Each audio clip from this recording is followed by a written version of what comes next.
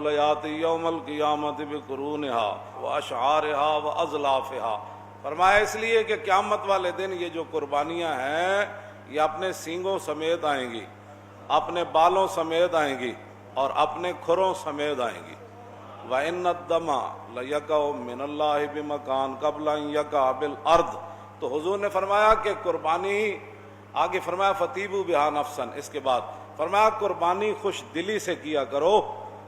قربانی خوش دلی سے کیا کرو، اس لیے کہ قربانی کا خون بعد میں زمین پر گرتا ہے، اللہ کے ہاں وہ پہلے قبول ہو جاتی ہے۔ استفرحوا ضحایاکم فإن مطایاکم علی الصراط،